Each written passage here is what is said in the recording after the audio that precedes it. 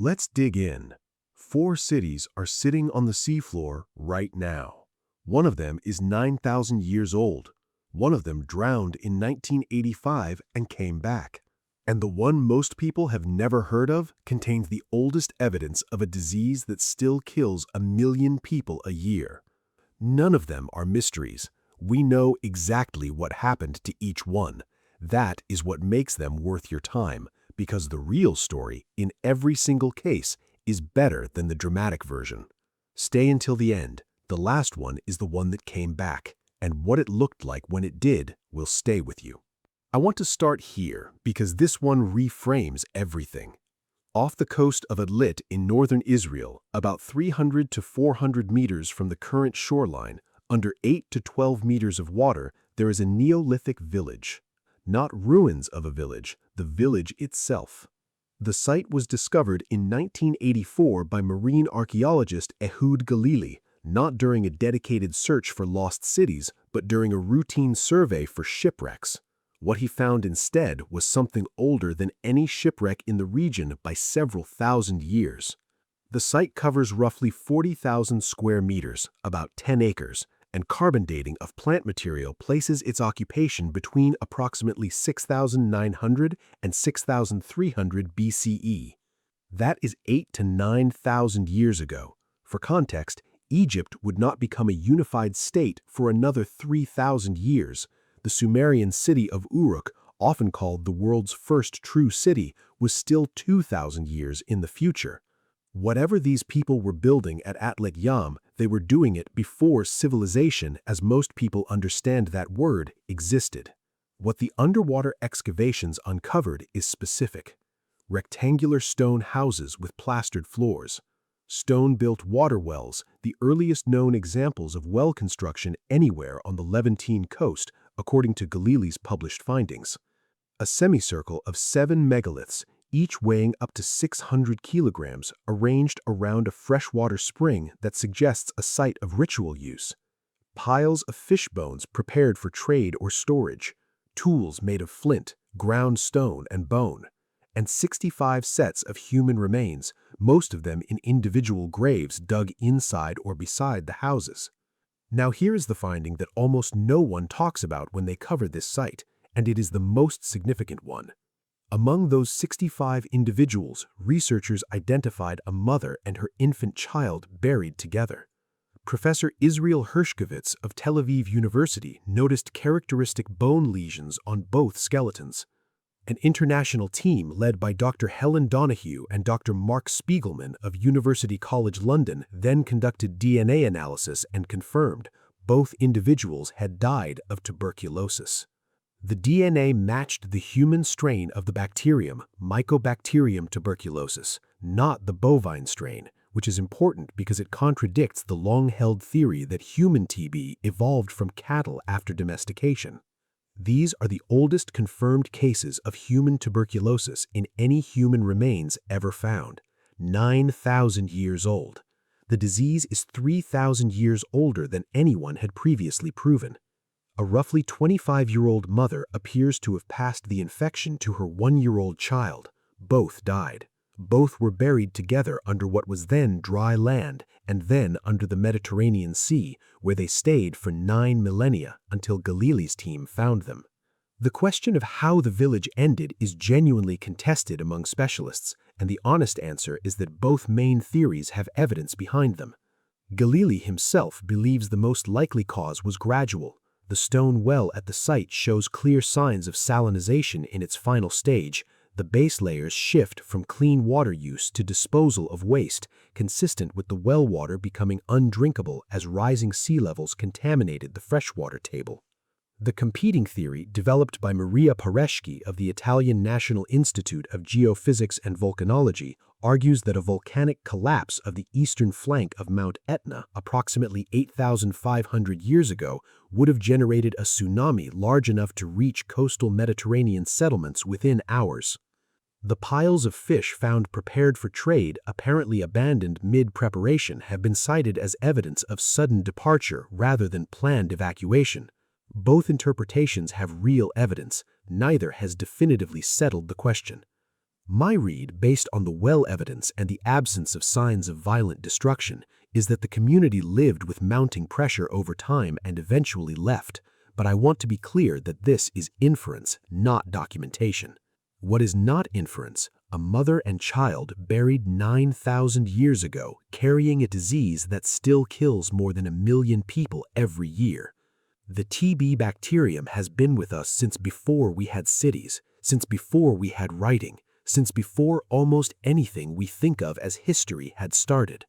That finding from Donahue and Spiegelman's 2008 paper in PLOS One rewrote the timeline of one of the most persistent infectious diseases in human history, and it came from a village sitting on the seafloor off the coast of Israel. For most of the 20th century, Thonis-Heracleion existed only in texts. Herodotus mentioned it. Diodorus Siculus mentioned it. Ancient inscriptions referenced it as the main port of entry into Egypt for foreign ships, the customs and tax point where every merchant arriving from the Greek world had to stop before proceeding upriver. And then, around the 2nd century BCE, the references stop. The city drops out of the historical record entirely. The popular explanation was administrative absorption into Alexandria, which was growing rapidly under the Ptolemies. That explanation was reasonable. It was also wrong, as it turned out, by about 10 meters, straight down. In the year 2000, Franck Gaudiot, leading an expedition for the European Institute for Underwater Archaeology, found the city under Abu Qir Bay in the western Nile Delta. Not fragments, the city, spread across roughly 11 square kilometers of seabed under 4 to 6 meters of water, approximately 6.5 kilometers from the current coastline. What the excavations have recovered over more than 2 decades is worth stating precisely, because the precise version is more remarkable than any dramatic summary. Over 70 ancient ships, now confirmed as the largest concentration of ancient vessels found in a single location anywhere in the Mediterranean. More than 700 anchors, colossal statues of pharaohs and gods, some standing 5 meters high, recovered in fragments from the seabed. Gold coins, jewelry, and bronze ritual objects. A divine bark shrine, a naos, still inscribed with hieroglyphs detailing religious ceremonies. And bilingual stone inscriptions in both Greek and ancient Egyptian that confirmed definitively that Thonis and Heracleion were the same city, known by 2 names to 2 different populations simultaneously. The 2023 mission added more. Objects from the treasury of the great temple of Amun-Jareb, where pharaohs came to receive their titles as universal rulers. The temple itself collapsed during a major seismic event in the mid-2nd century BCE. A Ptolemaic galley found beneath 5 meters of dense Nile clay in 2021 was moored next to the temple when its blocks came down and buried it. That ship, 25 meters long, was struck by falling temple stones and pinned to the canal floor where it has lain ever since.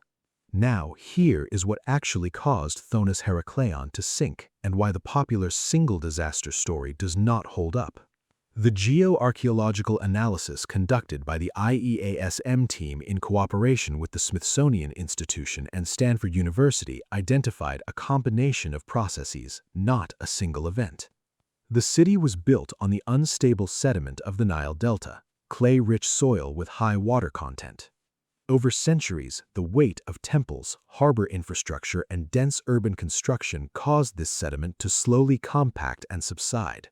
Geological studies have confirmed this process was already underway by at least 140 BCE.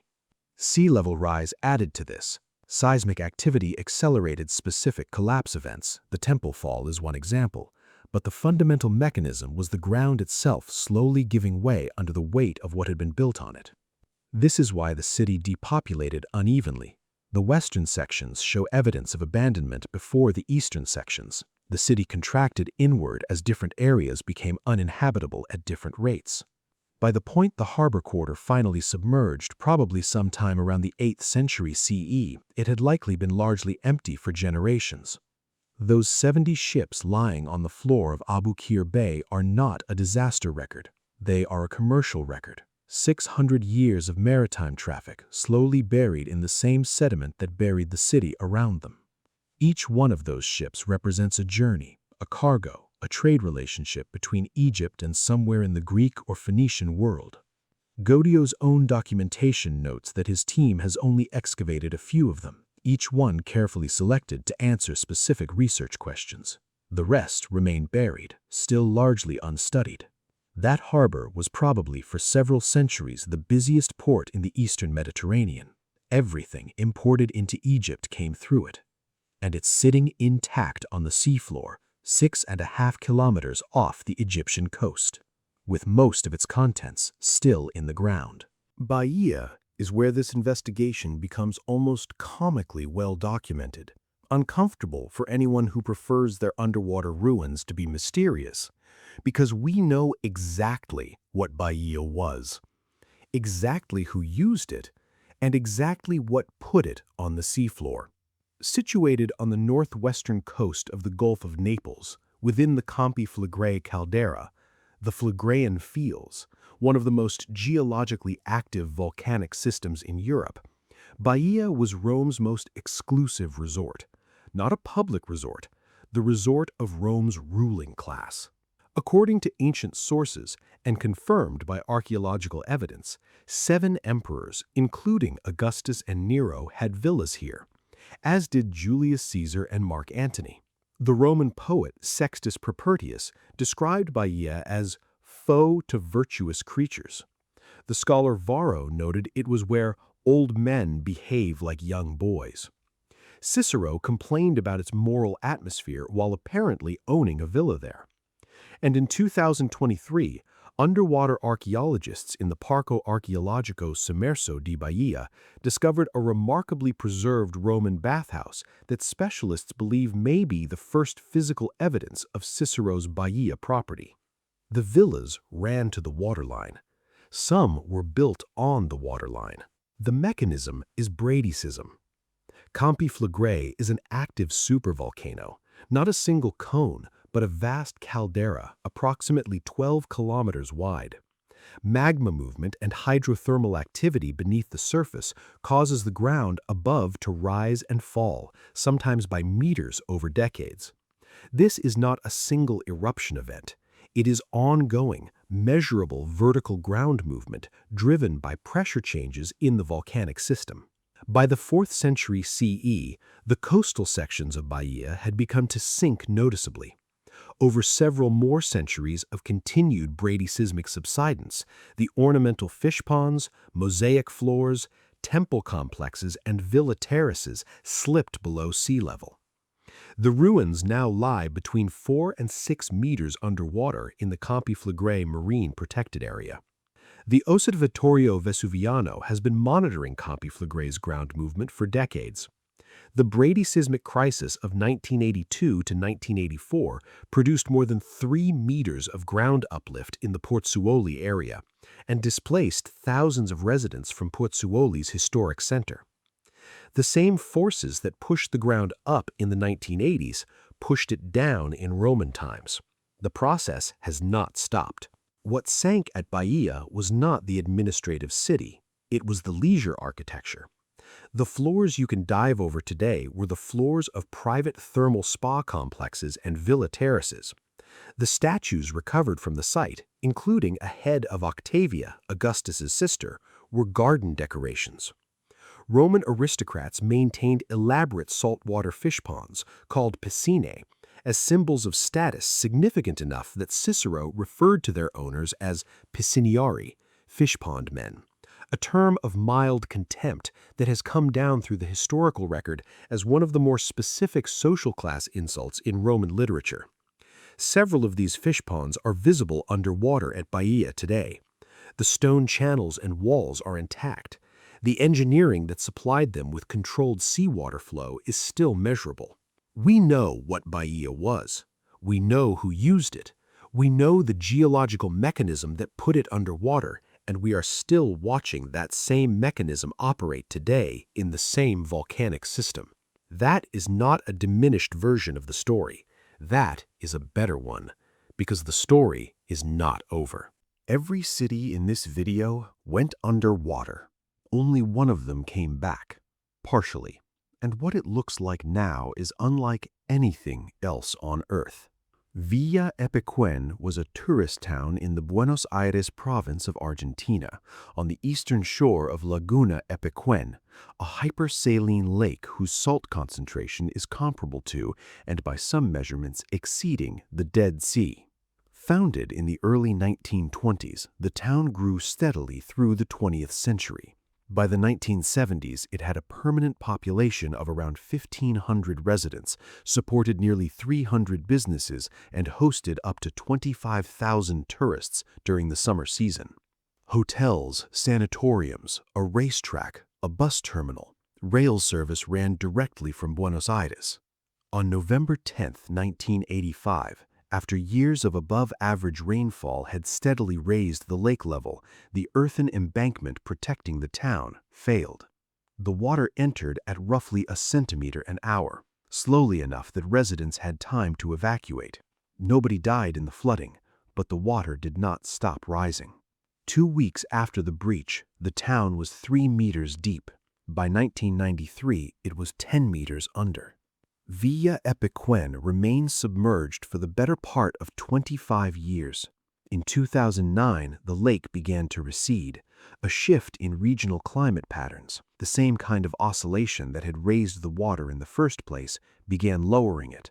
By 2011 and 12, the ruins were re-emerging from the water. And what came back was not what went in. 10+ years of immersion in water with a salinity many times that of the ocean had done something to every surface in the town that looks, in photographs, almost impossible. The process is called efflorescence. Water carries dissolved mineral salts. As the water evaporates, those salts crystallize on whatever surface they last contacted. At Epecuén, this happened continuously, on every surface simultaneously in extremely salt-concentrated water for over 2 decades. Every wall, every vehicle, every tree is coated in white salt crystal formations. The trees that survived are dead, standing upright, bleached white, their bark replaced by mineral deposits, looking like sculptures cast in salt. Cars sit in the streets dissolved to their structural frames, the rubber and glass long gone, the steel reduced to white-coated outlines. The ruins do not look abandoned, they look processed. Pablo Novak, who had been a resident of Villa Epecuén before the flood, returned to live there after the ruins re-emerged. He was born in 1930. As of the most recent confirmed reports, he remained the town's only inhabitant, tending what remained of his family's property. People who find themselves with a free day could drive to Villa Epecuén, roughly 600 kilometers southwest of the capital, about 6 hours by road.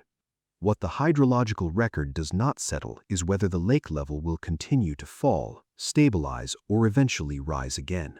Pablo Novak's house has already flooded and been reclaimed from the lake once. Whether it will happen again is a question the geological record cannot currently answer. The water left. For now. 4 cities, different continents, different centuries, and the same basic human story underneath them all.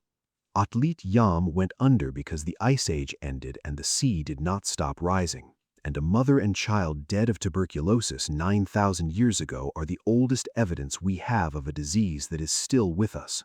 Thonis-Heracleion settled into its own unstable sediment over centuries, and the entire commercial history of one of the ancient world's busiest ports settled with it. Baiae submerged under the mechanics of a live supervolcano that is still moving today, taking the mosaic floors and fish ponds of Rome's most powerful people down with it. And Villa Epecuén, drowned in a single autumn, came back white salt and destroyed, and has 1 resident. None of these were mysteries. Each one had a mechanism, geological, hydrological, volcanological, that the research record documents. The buildings on those sea floors were not built to be submerged. They were built to last. If you have dived at Baiae, walked Epecuén, or gone through the Atlit-Yam excavation reports, I want your read on the well salination evidence versus the tsunami hypothesis. That is the one question this script does not fully resolve, because the specialist literature doesn't either. It belongs in the comments.